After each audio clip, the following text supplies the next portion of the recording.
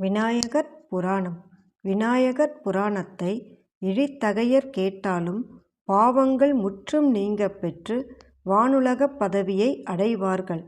நல் வழியினர் கேட்டாலோ சுயம்புவான கணேசரின் திருவடித் தாமரை நிழலை அடைவார்கள். விநாயகர் புராணம். முதலாவது உபாசன காண்டம். 25. சாப விமோசனத்திற்கு வழி. ஆகாரமும் நித்திரையும் இல்லாமல் தாங்க முடியாத துன்பங்களை சுமந்திருக்கும் ருக்குமாந்தனின் துன்பங்களை துடைக்க வந்தவன் போல் சூரியன் கீழ்திசைக் கடலில் உதயமானான். ருக்குமாங்கதன் காலைக் கடன்களை முடித்து கொண்டு மனதில் விநாயகப் பெருமானை வணங்கித் துதித்து பிரார்த்தனை செய்த வண்ணம் இருந்தான்.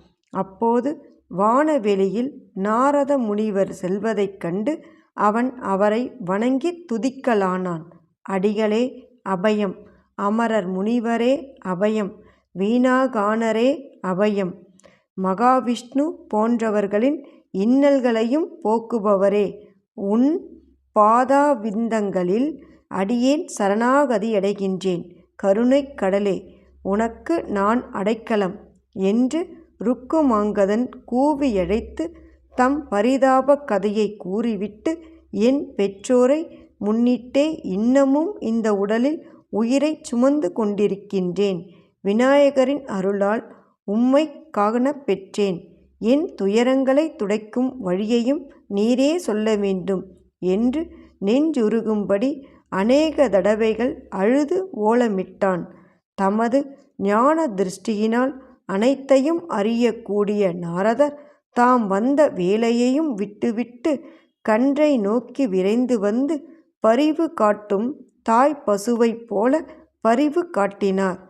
ருக்குமாங்கதா, உன் அரசாட்சியில் கீழிருக்கும் விதர்ப்ப தேசத்தின் வழியாக நான் வந்தபோது சந்தர்ப்பம் என்னும் நகரத்தில் ஒரு வினோதத்தைக் கண்டேன். அந்த நகரத்தில் கணேச பெருமானின் கோயில் ஒன்று இருக்கிறது.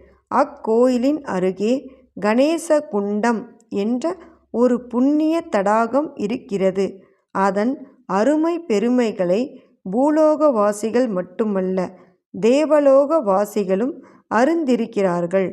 சூத்திரன் ஒருவன் தொழு நோயினால் துன்பமடைந்து தீர்த்த யாத்திரை செல்லும்போது அந்த புண்ணிய தீர்த்தத்தில் குளித்து எழுந்தான். உடனே அவனுடைய உடம்பிலிருந்த குஷ்ட நோய் நீங்கியது மட்டுமல்லாமல் அவன் செய்திருந்த எல்லா தீவினைகளும் ஒழியப் பெற்று கணேசமூர்த்தியினுடைய ஸ்வரூபத்தை பெற்று அவருடைய அருளால் தேவகணங்கள் தூக்கி வந்த தெய்வ விமானத்தில் ஏறி அமர்ந்து விநாயக லோகத்திற்கு சென்று விட்டான். ஆகையால் நீயும் அந்த இடத்திற்கு சென்று அங்குள்ள கணேச குண்டத்தில் நீராடி ஆலயத்தில் எழுந்தருளியிருக்கும் விக்னேஸ்வரரை வணங்கி தான தர்மங்களை செய்வாயானால் உன் உடலை பீடித்து வருத்தும் இந்த கொடிய தொழுநோய் உன்னை விட்டு அகன்று போய்விடும். இந்த கொடுநோய் கணேசமூர்த்தியால் ஒழிந்து போகுமே தவிர இந்த உலகத்திலுள்ள வேறு எந்த மருந்து மூலிகைகளைத் தின்றாலும் எத்தனை தான தர்மங்களைச் செய்தாலும் அது ஒரு காலும் நீங்கவே நீங்காது என்றார். அதை கேட்டதும் ருக்குமாங்கதன் அளவு கடந்த மகிழ்ச்சியடைந்து நாரதரை மீண்டும் வணங்கித் துதித்து, முனிவரே, கதம்ப வனத்தில் வீற்றிருக்கும் கணேச பெருமானை பிரதிஷ்டை செய்து பூஜித்தவர் யார்? அந்த வரலாற்றையும் கூற வேண்டும் என்று வினவினான். நாரதர் அதை கூறத் தொடங்கினார். விநாயகர் புராணத்தின் தொடர்ச்சியை தொடர்ந்து கேளுங்கள். இந்த மனித பிறவி அடைய வேண்டிய பயன்களை எல்லாம் ஒருங்கே அடைந்தோம். ஓம் ஸ்ரீ மகா கணபதியே நம.